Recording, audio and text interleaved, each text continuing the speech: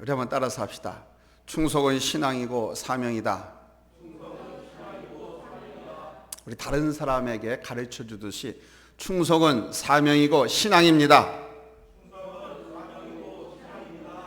같이 한번 다 같이 시작. 충성은 사명이고 신앙입니다. 아멘. 미국의 대강철 회사 사장인 카네기가 후계자를 지명하게 되자 전 세계의 눈이 그쪽으로 쏠렸지요. 그 회사 중역들 가운데는 즉 회장직을 이어받아 카네기의 후계자가 될 만한 탁월한 사람들이 많았기 때문에 과연 누가 후계자로 지명될 것인가 아주 관심의 초점이었습니다. 엊그저께 미국의 그 아마존 회장이 후계자를 자식이나 자기 집안이 아닌 제3자를 임명했죠. 그것처럼 이때도 관심이 쏠렸습니다. 그런데 카네기는 예상과는 전혀 다르게 쉬브라고 하는 저 사람을 후계자로 지명을 했습니다. 모든 사람들이 깜짝 놀랐습니다. 왜냐하면 쉬브는 최종 학력이 초등학교 졸업장밖에 없었기 때문입니다. 이 쉬브는 원래 그 회사 정원 청소부로 입사했습니다. 그런데 그는 정원 청소뿐만 아니라 공장 안까지 아주 말끔하게 깨끗하게 청소와 정리 정돈을 했다고 합니다. 바로 그의 그런 성실과 근면이 눈에 띄어서 그는 청소부에서 일약 정규 직원으로 채용되었습니다. 그러다가 내근직 사무원으로 승진되었고 마침내는 카네기의 비서로 발탁되었던 것입니다. 카네기의 비서가 된 이 쉬브는 메모지와 펜을 항상 들고 다니면서 마치 카네기의 그림자처럼 따라다니면서 그를 보좌했다고 합니다. 이 쉬브의 손에 항상 펜과 메모지가 들려 있었고 사장인 카네기의 지시를 일일이 받아서 적고 체크하고 또는 컨트롤하고 감독했다고 합니다. 어느 날 카네기가 밤늦게까지 사무실에서 일을 보고 이제 늦게 퇴근하려고 문을 나섰는데 바로 그 문 밖에 그 쉬브가 그때까지 자리를 뜨지 않고 기다리고 있었다라고 합니다. 아니, 왜 아직도 퇴근하지 않았느냐? 사장님께서 아직 퇴근하지 않고 계시고 언제 부르실지 모르는데 제가 어떻게 퇴근합니까? 쉬브는 카네기가 가장 신이 많은 사람이 되었다고 합니다. 작은 일에서부터 큰 일까지 충성했기 때문에 후일에 카네기의 후계자가 되어서 그 큰 회사를, 세계적인 기업을 경영을 물려받게 된 것입니다. 사람들은 능력이나 학력, 경험 혹은 재력의 기준에 의해서 후계자가 될 것이라고 예상했을 것입니다. 그러나 카네기는 그에 대한 충성심을 기준으로 후계자를 선발했다는 것입니다. 우리 하나님께서 당신의 사람을 쓰시고자 할 때도 바로 이 충성됨을 보신다는 겁니다. 오늘 본문 12절 말씀을 보면 사도 바울이 자신이 사도로 부르심을 받고 택함 받은 이유에 대해서 이렇게 설명하고 있습니다.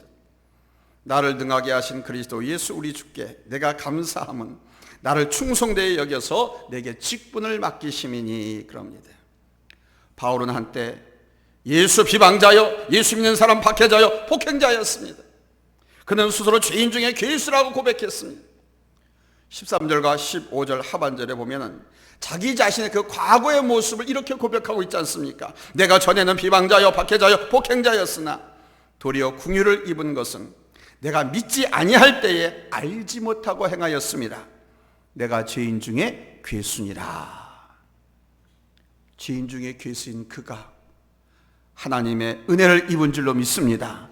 하나님의 은혜를 입었어요. 14절에 보니까 우리 주의 은혜가 그리스도 예수 안에 있는 믿음과 사랑과 함께 넘치도록 풍성하였도다 그럽니다. 누구에게? 자기에게.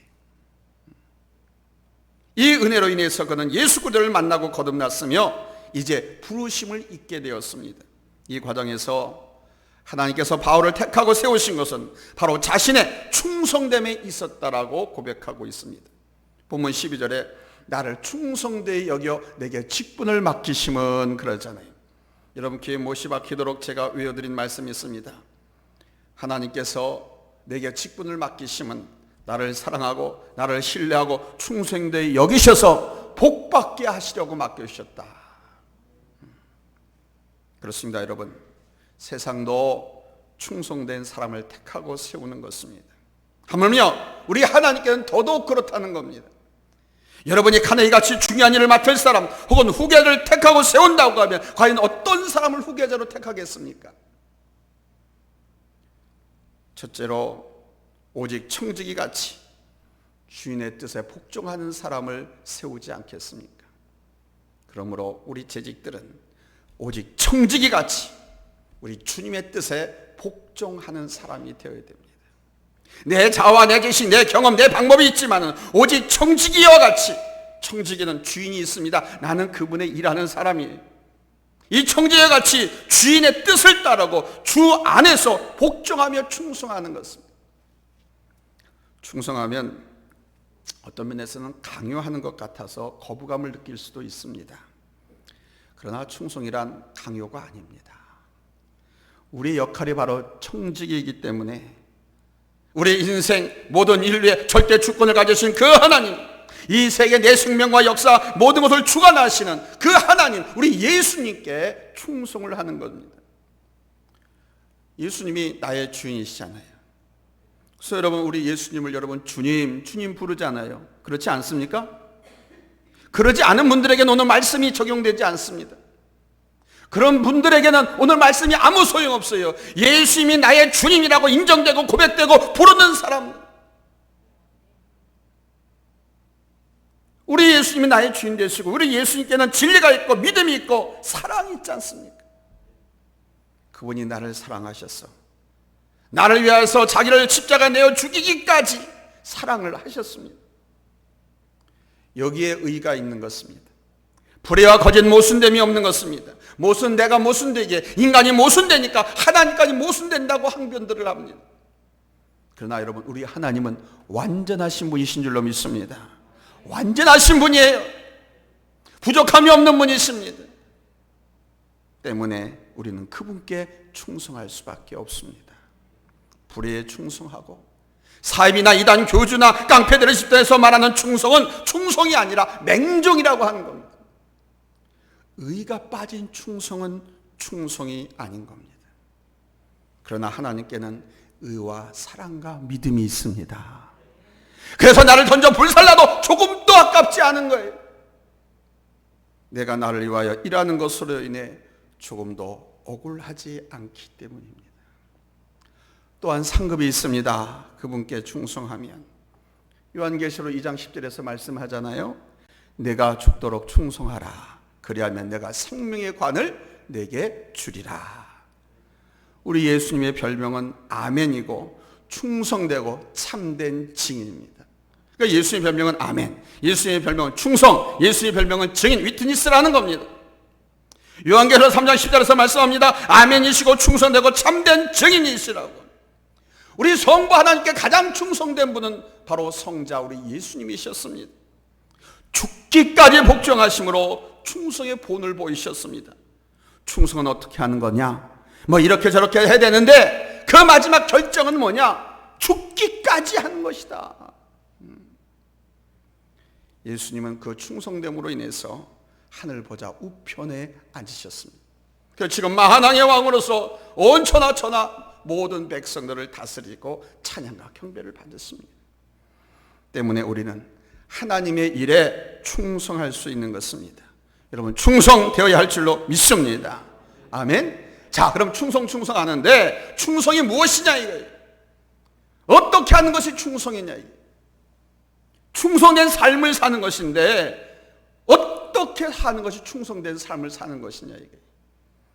오늘 말씀을 통해서 하나님 앞에 여러분 이렇게 충성되게 사시기를 예수님의 이름으로 축복합니다.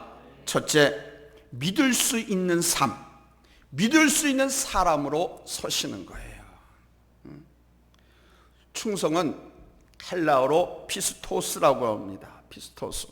믿음은 헬라어로 피스티스라고 그래요. 많이 들어봤죠? 충성은 피스토스, 믿음은 피스티스. 피스토스, 피스티스, 피스, 어원이 같아요. 그러니까 충성이란 말은 믿음이란 말도 되고 믿음이란 말은 충성이란 말도 된다는 거예요. 같은 어원을 갖고 있으니까. 즉 이 말을 풀이에서 결론을 지으면 무슨 뜻이냐? 충성이란 뭐냐? 내가 주인을 전적으로 신뢰하는 것이고 나 또한 주인에게 전적으로 신뢰받는 것. 아멘? 이게 충성이라는 겁니다. 내가 전적으로 하나님을 신뢰하고 믿고 맡긴다고 하면 그 하나님이 또한 나를 전적으로 신뢰받을 수 있게끔 내가 사는 것. 이게 충성이라는 거예요. 직장생활, 사회생활에도 마찬가지입니다. 내가 그 주인을 전적으로 신뢰해서 일을 하는 거예요. 또한 그 주인은 나를 신뢰해서 일을 맡기는 거죠. 이게 충성인 겁니다. 아브라함에게 엘리에셀이라고 하는 노예, 종이 있었습니다. 믿음의 조상 아브라함. 아브라함에게 후손이 없자 한때 아브라함은 이 늙은 종 엘리에셀, 어려서부터 자기를 도우면서 노예로 살아왔거든요. 근데 너무 신실해. 그래서 자식이 80세가 되도록 없으니까 이 엘리에셀을 자기 자식 삼아, 양자 삼아 후계자로 다 물려주려고 그렇게 생각한 적도 있었습니다. 창세기 15장에 보면은 하나님께서 가나안 땅으로 아브라함을 들으신 후에 그래도 자식이 없으니까 한 번은 끄집어냅니다. 그러면서 아브라함아, 하늘의 별을 한번 세봐라. 많지? 땅의 모래를 한번 세봐라. 셀 수 있니? 많지? 하늘의 별을 세고 땅의 모래를 셀 수 있을지라도 내 후손은 그보다 더 많게 하리라. 이 약속을 주셔요. 이 말씀이 있기 전 아브라함은 바로 이 엘리에셀 노예, 자기 종을 자기 상속자로 생각하고 있었습니다. 창세기 15장 2절에 보면 나와요. 확인해 보겠습니다. 다 같이 함께 읽겠습니다. 시작. 아브라함이 이르되 주 여호와여 무엇을 내게 주시려 하나이까? 나는 자식이 없사오니 나의 상속자는 이 다메섹 사람 엘리에셀이니이다. 이 엘리에셀은 그 주인 아브라함에게 전적으로 신임받는 종이었습니다. 그 신임이 어디서 나타났냐 하면 아브라함이 100살 때 얻은 아들이 있죠? 누구죠? 이삭입니다. 이 이삭이 컸어요. 장가 보낼 나이가 된 겁니다. 결혼을 시켜야 되는데 사람이 없는 거예요. 그러더니 이 엘리에셀을 불러가지고 엘리에셀아, 내 주인 저 이삭 있지? 저 이삭을 장가 보내야 되는데 며느리감을 내 저 고향 하란 땅으로 가서 좀 구해오라 그러. 요 장면에서 아브라함이 엘리에셀을 얼마나 신뢰하고 엘리에셀이 아브라함에게 어떻게 충성했는지를 우리가 찾아볼 수가 있습니다. 자, 생각해 보십시오. 부잣집 족장의 아들입니다. 족장의 며느리를 구하는 겁니다. 한 집안에 어떤 며느리를 얻느냐, 이거 굉장히 중요합니다. 의젓고 평화로운 집안에 여자 한번 잘못 들어와 보세요. 형제간에 의상하고 가족이 원수가 되는 경우가 종종 우리 주변에 있습니다. 그 한 사람에 따라서 집안 분위기가 완전히 달라질 수도 있습니다. 때문에 사람을 얻는 일은 매우 중차대한 일이죠. 바로 그 중차대한 일을 그 종 노예 엘리에셀에게 위임합니다. 자신도 갖지 않습니다. 아들 이삭도 딸려 보내지 않습니다. 아내를 딸려 보내지 않습니다. 오직 아브라함은 하나님을 의뢰하고 하나님을 믿으면서 그 종 엘리에셀에게 위탁을 합니다. 그뿐인 줄 압니까? 이 엘리에셀은 그 주인 아브라함을 신뢰합니다. 주인이 자기를 신뢰하고 믿어서 그 중차대한 일을 맡기니까 그 길이 어떤 길이 있는데 가는 도중에 강도를 만날 수도 있고요. 사나운 들짐승을 만나서 먹잇감으로 죽을 수도 있어요. 왜냐하면 신부를 구하러 가야 되니까 전대를 차고 가거든요. 아내를 여인을 데려오려고 하면 그 집에다가 돈을 줘야 돼요. 물질을 줘야 돼요. 소매치기나 강도들은 물질 돈 냄새 귀신같이 맡아하잖아요. 그러니까 가는 도중에 물건도 빼앗기고 돈도 빼앗기고 목숨을 잃을 수도 있어요. 사나운 짐승의 먹잇감이 될 수도 있어요. 그런데도 불구하고 자기 주인이 자기를 신뢰해서 믿어서 그 중차대한 일을 맡겠다고 해서 그 사지를 갑니다. 뭐 다른 사람들 호위병 데리고 간 게 아닙니다. 이것이 충성입니다. 믿을 수 있는 사람, 그가 충성된 사람입니다. 이것이 충성이에요. 전적으로 주인을 신뢰하고 전적으로 주인에게 신뢰받는 것. 그래서 주인이 지시하는 대로 믿고 가는 것. 하나님께 충성된 일꾼이란 바로 이러한 사람인 거예요. 하나님 앞에서 살아가야 할 우리 재직의 삶은 바로 이렇게 하나님께 신뢰받는 것입니다. 아울러서 이 주의 종에게도 신뢰받는 것입니다. 나도 여러분을 신뢰하고 믿고서 맡기고 그 귀한 생명을 목장 강사에게, 장로님에게, 집사님에게, 선생님들에게 나 믿고 맡기는 것처럼 여러분들 또한 이 종을 신뢰하셔야 돼요. 바라기는 하나님께 여러분의 삶과 여러분의 일을 통해서 신뢰받으시기를 예수님의 이름으로 축복합니다. 할렐루야. 두 번째는 자신의 모든 것을 다해 따르는 삶을 사셔야 됩니다. 전적으로 신뢰하니까 이제 나의 모든 것을 들여서 따를 수가 있지 않겠습니까? 충성이라고 하는 말은 내 모든 것을 다해서 따른다라는 뜻도 있습니다. 그러니 신뢰할 수밖에 없죠.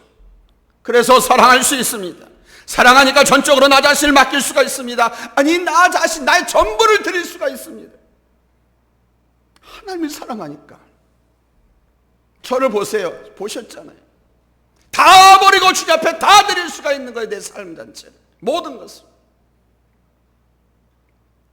그러나 신뢰하지 못하면, 그리고 내가 신뢰받지 못하면 나 자신을 던져서 불살할 수가 없는 거예요. 요즘 우리 사회엔 평생 직장이라는 개념이 없어졌습니다. 제가 직장 생활하고 직장을 구하던 그 1980년, 90년대만 해도 평생 직장을 사람들이 찾았습니다. 평생이 뭐냐면 평생 동안 자신의 전부를 바쳐서 일할 수 있는 직장, 이걸 평생 직장이라고 그럽니다. 근데 이제는 그런 개념이 다 사라졌어요. 뭐 자기 능력과 관심에 따라서 또 자신의 형편과 자기 인생 계획에 따라서 얼마든지 그만둘 수 있고 회사를 옮겨갈 수도 있습니다. 또 회사를 선택할 수도 있죠. 반면에 언제 명퇴, 퇴출, 해고를 당할지도 모르는 불확실 속에 살고 있습니다. 그러다 보니까 상사, 부하, 직원, 그리고 동료들 간에 신뢰 형성이 되지 않고 충성이란 말도 없어지고 있습니다. 공직사회도 마찬가지, 군인 계급사회도 이것이 없어지고 있습니다. 그러다 보니까 하나님과 우리의 관계도 그렇게 변해가고 있어요. 여러분, 하나님과 우리의 관계가 어떤 관계입니까? 따라서 합시다. 사랑과 신뢰의 관계다. 하나님과 우리와의 관계는 사랑의 관계고 신뢰의 관계입니다. 자기를 내어주시면서까지 나를 사랑하신 우리 하나님이 있습니다. 그리고 그분의 일을 볼 때 그분의 일 어느 것 하나도 헛된 것이 없습니다. 때문에 우리는 전적으로 우리 자신의 모든 것을 던져서 충성할 수 있는 줄로 믿습니다. 아멘. 한 교회에 주일학교를 위해서 간사로 헌신한 한 자매가 있습니다. 이 자매는 서울대학 역사학과에 수석으로 입학한 수재입니다. 부모는 그녀가 서울대학교를 졸업한 후에 뭐 좋은 학교나 좋은 직장에 들어가서 탁월한 능력을 발휘할 것을 기대하고 있었습니다. 그런데 이 자매가 교회에서 교사로, 교회 사역에 참여하면서 교회 간사로 섬기겠다고 자신을 의탁해버렸습니다. 간사가 뭔지 아시죠? 간사하면 느껴지는 것 있죠? 월급도 제대로 못 받고, 혹시 월급을 받는다 하더라도 쥐꼬리만큼입니다. 그리고 일은 죽도록 합니다. 부모님도 그렇게 생각했습니다. 저도 제 큰아들 놈이 캐나다 가서 유학 가서 몬트리올 그 밴쿠버 대학에서 그 CCC 간사를 하겠다고 하길래 제가 그냥 눈을 부릅뜨고 당장 들어와가지고 그냥 제가 불러드린 거 아닙니까? 간사하면 느껴지는 게 있어요. 박봉에 그것도 제대로 못 받고 누구도 인정하지도 않고 대우하지도 않고 죽도록 일만 하는. 근데 이 부모님도 그걸 알았습니다. 간사로 헌신하겠다는 이야기를 듣고 그냥 노발대발 하더라고요. 그 자매 아버지가 그 딸을 집으로 데려가려고 찾아왔습니다. 그때 이 딸이 아버지에게 이렇게 말을 했답니다. 아버지, 저는 제가 평생 해야 할 일을 찾았습니다. 제 목숨을 던져도 아깝지 않은 일을 찾았습니다. 그게 교회 간사입니다. 저는 이 일을 하면 행복합니다. 이 일을 해야 제가 평생 후회하지 않을 겁니다. 이 말을 듣더니 아버지가 어이가 없는 듯 20분 동안 아무 말씀도 안 하시고 그 딸을 쳐다봤대요. 한참을 쳐다보고 나더니 아버지가 이렇게 말하더랍니다. 그래? 네가 교회에서 간사로 일하는 것이 그렇게 소원이라고 하면 좋다. 그래, 해라. 그러나 앞으로 집에서 너에겐 한 푼도 도움 주지 못한다. 그러고 가셨대요. 그런데 이 딸이 진실하게 교회에서 봉사하고 또 때다 뭐다 명절에다 하면 또 자식의 도리를 부모에게 진실하게 잘하니까 나중에 그 아버지가 3,500만 원을 들여서 교회 근처에다가 방을 하나 얻어주더랍니다.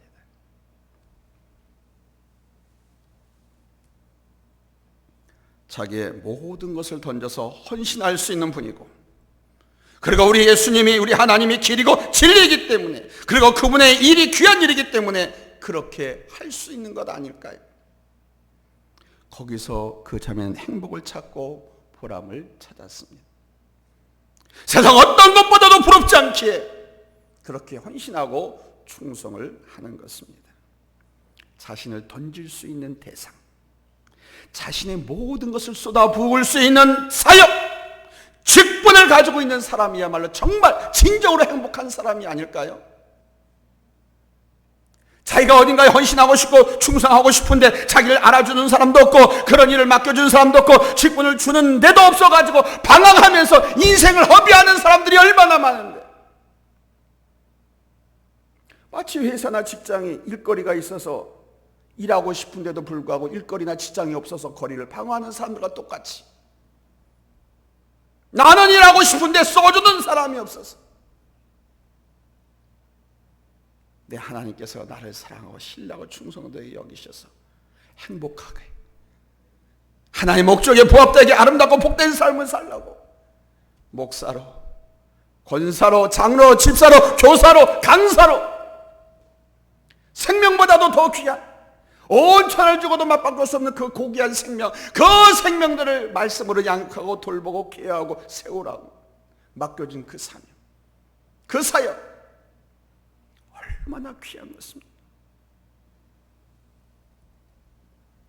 간사들의 월급은 정말 적습니다.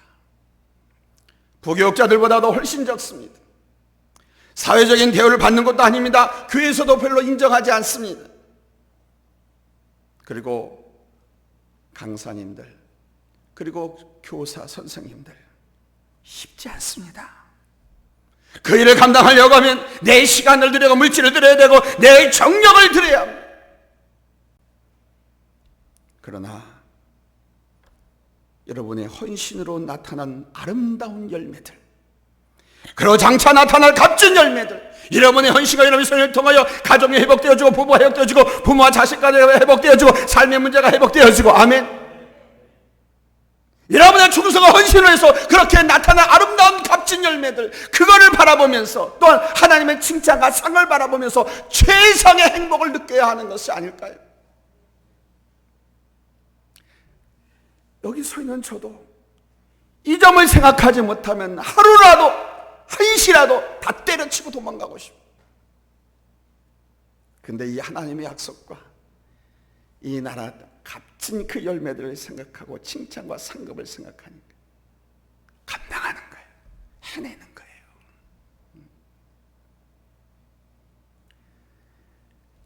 여러분, 이럴 때 우리가 충성할 수 있는 줄로 믿습니다. 우리 하나님은 그런 분이세요. 하나님의 일 또한 그러한 것입니다.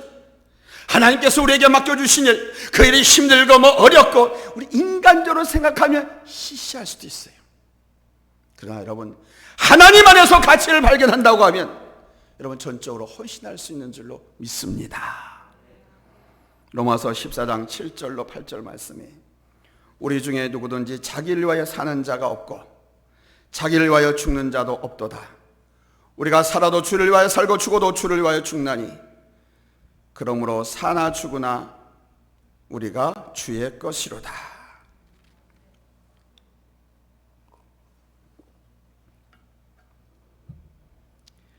이제 내가 살아도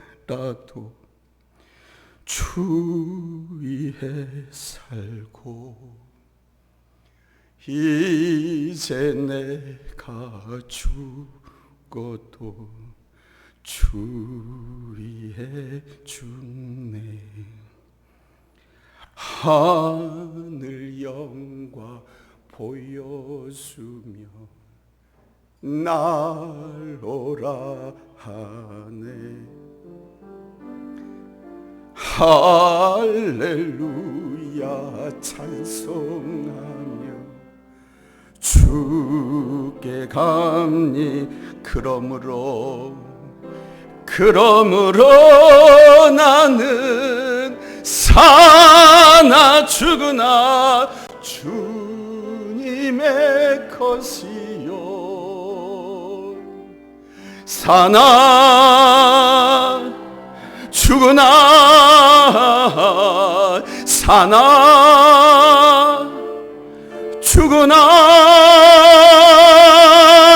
날 위해 피 흘리신 내 주님의 것이요 이제 내가 떠나도 저 천국 가고 이제 내가 죽어도 주 위에 죽네. 우리 예수 찬송하며 우리 예수 찬송하며 나는 가겠네. 할렐루야 찬송하며 주께 감히 그러므로 나는 사나 죽으나 주님의 것이요 사나 죽으나 사나 죽으나 날 위해 피 흘리신 내 주님의 것이요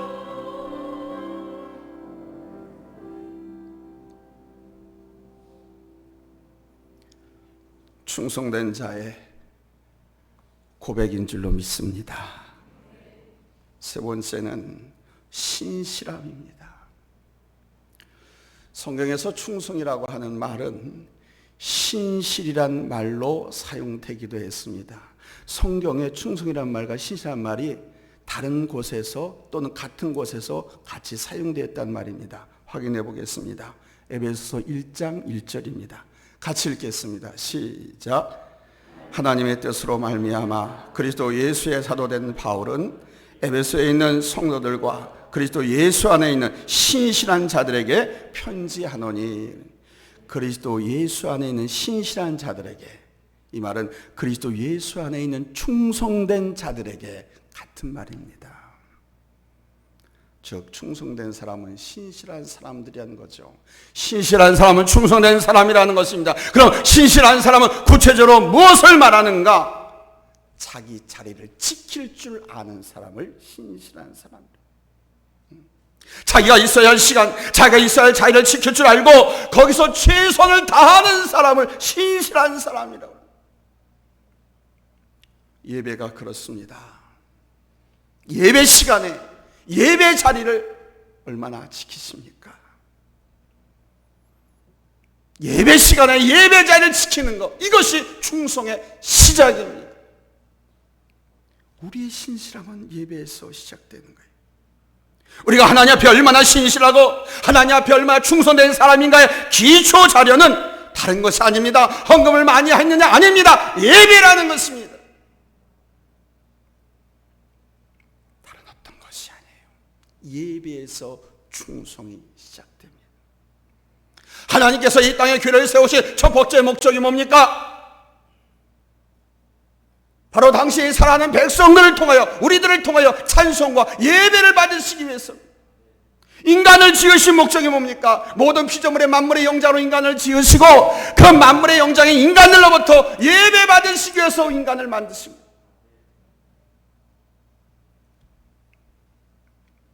그리고 우리에게 맡겨진 일에 신실한 것입니다. 큰 일이다, 작은 일이다, 시시하다, 중요하다, 이러니 저러니 변명하고 핑계하지 않는 겁니다. 누가복음 16장 10절에서 말씀하십니다. 지극히 작은 것에 충성되지 자는 큰 것에도 충성되고 지극히 작은 것에 불의한 자는 큰 것에도 불의하느니라. 어떤 일이든지 간에 하나님께서 내게 맡겨주셨다고 하는 그 일에 성실한 것, 하나님께서 내게 맡겨주셨다는 그 일이 크든 작든 중요한 일이든 사소한 일이든 그 일에 진실하게 일하는 것, 그것이 충성이라는 것.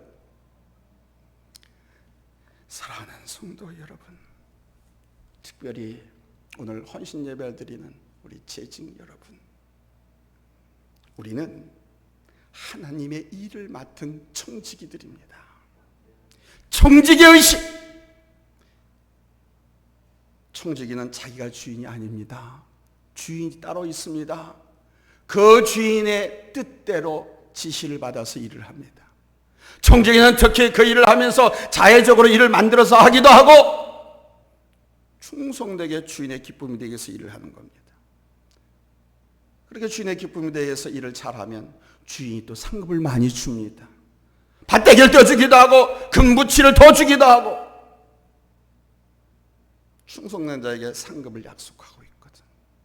바로 이런 청지기 의식으로 또한 나를 사랑하고 신뢰하고 충성되게 여기셔서 복받게 하시려고, 하나님의 기쁨이 되게 하시려고 우리에게 목사로, 장로로, 권사로, 집사로, 교사로, 강사로 세우셨으니 그 직분 의식으로 하나님께 충성하시자는 거예요. 충성은 강요가 아닙니다. 진실한 자의 고백이고 진실한 신앙인의 역할이고 사명입니다. 이 충성의 의미를 이제 아셨죠? 이 충성의 의미를 알고 진실하게 충성할 때 우리에게 큰 기쁨을 하나님께서 주십니다. 또한 작은 일에 충성할 때 하나님께서 큰 일을 맡기시는 거예요. 시시한 것 같지만 교회 안에서 일을 잘 감당하면 국무총리가 되기도 하고요, 기업의 사장이 되기도 하고 그러는 거예요. 지금 현재 우리나라 입법부에 들어가 있는 수장들, 여러분 다 장로님들입니다. 아세요? 민주당에 있는 그분도 다 장로님들입니다. 국무총리 장로님이십니다. 교회에서 작은 일, 그걸 감당할 때 하나님께서 그렇게 키우십니다. 더 큰 일을 맡기시는 겁니다. 아울러서 신실하게 살아갈 때 하나님은 우리에게 큰 기쁨을 누리게 하시고 하늘나라의 상급, 하늘나라의 복을 얻게 하실 줄로 믿습니다. 아멘. 충성합시다. 기도하겠습니다.